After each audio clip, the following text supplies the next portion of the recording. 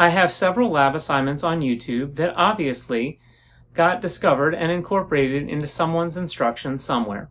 But the topic with the most views, that's instruction-based, has been stoichiometry, converting grams to grams, moles to moles, grams to moles, and moles to grams in about a minute and a half.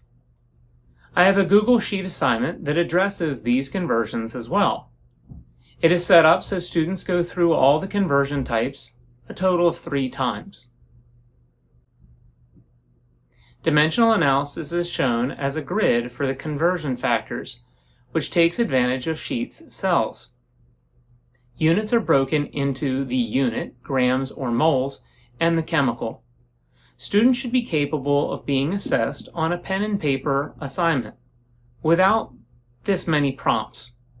But the modeling helps beginning students understand a logical pathway for solving stoichiometry with the mole concept and balanced chemical equations.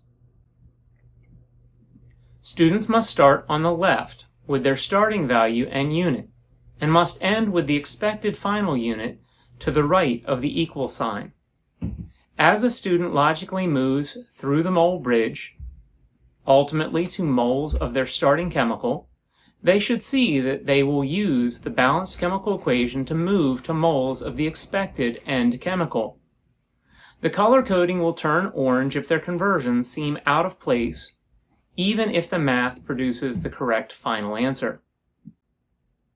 Students have a tendency to think that all the dimensional analysis areas must be filled out if they are provided, so I have blocked the ones out that don't need to be there for parts B, C, and D with black shaded cells.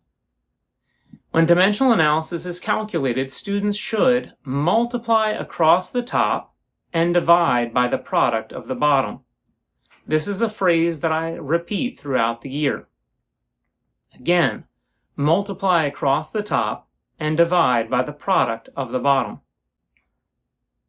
Once students understand stoichiometric conversions, they can move on to limiting reagent problems.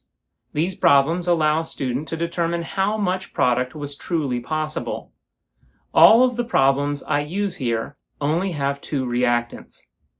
Limiting reagents, for most of us, is basically determining how many sandwiches you can make with the amount of bread and lunch meats you have on hand, or if you have enough milk for the bowl of cereal you're trying to make.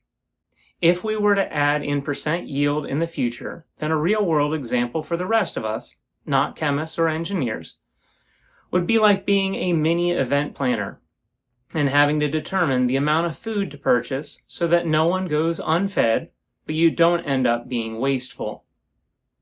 NGSS are provided at the bottom of the Google Sheet.